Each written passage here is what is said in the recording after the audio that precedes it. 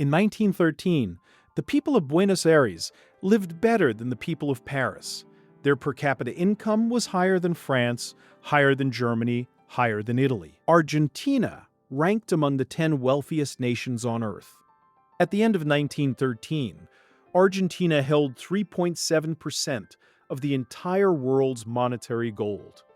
The French had a saying, "Rich as an Argentine." It was used to describe the foolishly wealthy. Today, Argentina is officially classified as an upper-middle income country. Its per capita income is 43% of the world's richest nations. The same nation that France compared itself to a century ago is now compared to its own past, with grief. This is silent capital. Argentina is the most studied economic collapse in modern history. Economists call it the Argentine paradox. How can a country that promising fall that far? The answer is 4 specific decisions. Each one is being repeated in the United States right now. Before we name the 4 decisions, you need to understand what was lost. From 1860 to 1930, Argentina was the fastest growing economy on the planet. 6% annual GDP growth, immigration rates higher than the United States, literacy rates higher than anywhere in Latin America. By 1913, the Argentine economy was integrated with the world.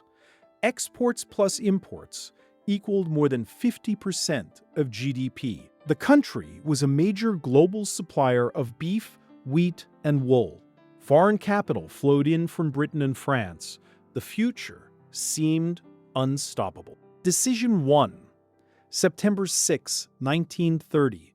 The military coup against President Hipólito Yrigoyen. The first violent rupture of constitutional government in 70 years. The coup itself lasted only days, but the institutional damage lasted decades. Between 1930 and 1983, Argentina would experience 7 more military coups. The simple expectation that a presidency would complete its term was permanently broken. Foreign capital stopped flowing in. Investors do not place money in countries where the rules can change overnight. The cycle of growth that built Argentina's exceptional wealth depended on stable institutions. Once that stability was gone, the engine stalled. Decision 2, 1946. The election of Juan Perón, the most consequential political figure in 20th century Argentine history, the architect of the economic model that locked in the decline. Perón nationalized the railroads. He nationalized the central bank. He nationalized telecommunications, gas, and the merchant marine. He raised import tariffs to levels that effectively closed Argentina off from world trade. The strategy was called import substitution. The official goal was to build Argentine industry by protecting it from foreign competition. The actual result was a generation of industries that could not compete with anyone outside the country. They survived only because the government subsidized them. The cost was paid by every consumer and every taxpayer. To pay for these policies, Perón printed money. The result was inflation averaging 26% per year from 1944 to 1974. A child born in 1950 in Argentina would see prices rise by a factor of more than 800 before turning 30. Before we reach Decision 3, one quick note. The exact mechanism by which currency debasement destroys middle-class wealth, plus the 3 defenses that always work during inflation, plus the modern parallels in 2026, I compiled into the Silent Capital Playbook. 50 pages. Link in the description below. The Argentines, who preserved their wealth across the 20th century, followed a very specific pattern. Hard assets, foreign currency, real estate. The playbook documents how. Now stay with me, because Decision 3 is where the slow collapse became fast. Decision 3.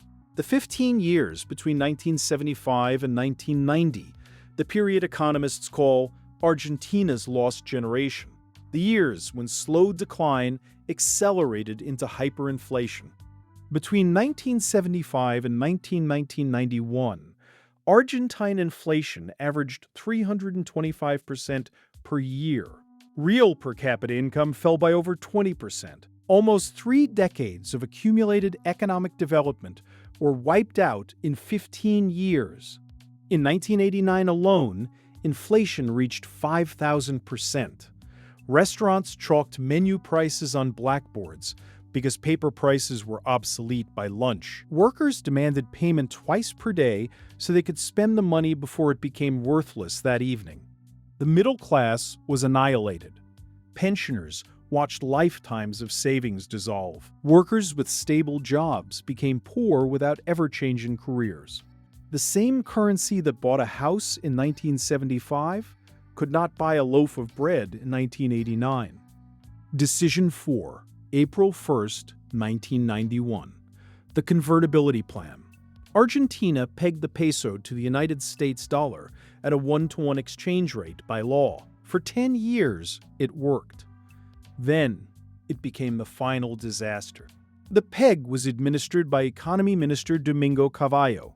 Inflation fell from 5,000% to single digits within 2 years.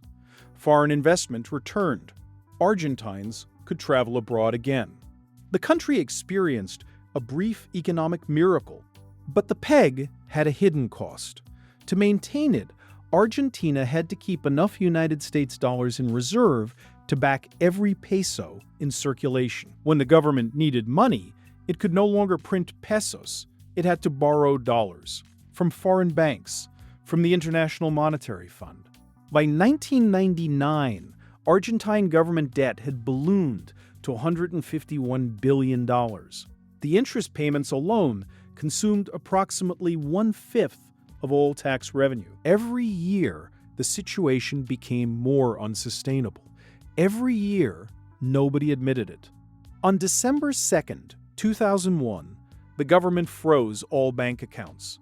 Argentines could withdraw only 250 pesos per week. The freeze was called the corralito, meaning playpen. People watched their entire savings be locked away by a government decree they could do nothing about. On December 20th, 2001, riots erupted across Argentina. 27 people died in the streets. The president of the republic, Fernando de la Rúa, escaped the Casa Rosada by helicopter. Argentina would have 5 different presidents in 12 days. On January 1st, 2002, the new president Eduardo Duhalde abandoned the peg. The peso devalued by 70% within months. Argentina defaulted on $151 billion in sovereign debt, the largest sovereign default in history at that time. The economic and social damage was unprecedented. GDP shrank by 20% in a single year. Unemployment reached 25%. Poverty rates jumped from 25.9% to 57.5%. Real wages fell almost 24% in 12 months. 4 decisions, each one made by people who genuinely believed they were solving a problem. The military coup of 1930, the nationalizations of 1946, the hyperinflation of 1975 to 1990, the dollar peg of 1991. Each decision sounded reasonable at the time. Each one accelerated the fall. From the 10th wealthiest nation on earth to a middle-income country with chronic poverty. The Argentine collapse did not happen overnight. It happened, decision by decision, decade by decade, across 100 years. By the time the decline was obvious to everyone, it was too late to reverse. But some Argentines preserved their wealth across the entire collapse. They were not lucky. They were prepared. They held physical gold. They held foreign currency in foreign accounts. They held productive farmland. They held property in countries with stable institutions. The pattern was identical every single decade. The reason this matters in 22.6 is structural. The United States is not Argentina. American institutions are stronger. The dollar remains the global reserve currency, but the mathematics of unsustainable debt are universal. They do not care which country owes the money. The United States national debt exceeds $36 trillion. Interest payments now consume approximately $1 trillion per year. The gap between tax revenue and government spending is structural. Closing the gap requires raising taxes, cutting spending, or devaluing the currency. Raising taxes politically impossible at the scale required. Cutting spending politically impossible at the scale required.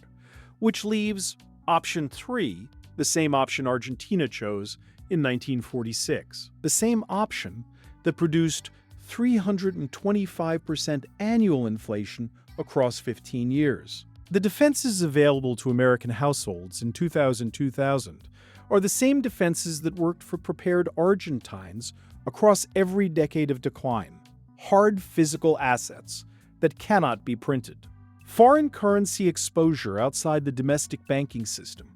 Productive real estate in stable jurisdictions. If this is the kind of historical analysis most American financial media will never cover, hit the like button so the algorithm shows this video to the next person who needs to see it. Argentina is not a cautionary tale about a different country. It is a roadmap of what happens to any nation that ignores fiscal mathematics for too long. In the comments, tell me this honestly. Do you currently hold any wealth outside the United States dollar system? Physical gold, foreign currency, real estate abroad? Or is everything you own denominated in dollars? I read every comment on this channel. Your answer informs every video I make. The Silent Capital Playbook is the complete framework. 7 strategies the elite have used before every historical collapse. The gold anchor, the hard debt paradox, the cash position secret, counter-cycle real estate, crisis-proof skills, the jurisdictional hedge, the early warning system. 50 pages. Link in the description below. The story of Argentina is not a story of bad people. It is a story of good people making decisions that sounded reasonable in the moment. The cumulative result took 100 years to fully unfold. The question for any nation today is not whether decisions like these are being made. It is how many decades into the cycle we already are. Subscribe to Silent Capital, new videos every week. Next week, we cover the day the United States made it illegal to own gold. Executive Order 6102, April 5th, 1933. What happened to the Americans who refused to comply? History has the answers. We just show you where to look. This video is for educational purposes only. Nothing in this video constitutes financial, investment, legal, or tax advice. Consult a licensed professional before making financial decisions. All factual claims have been verified against primary sources, including the Madison Project Historical GDP Database, the IMF, the World Bank, and academic literature on the Argentine paradox. Silent Capital, before it collapses.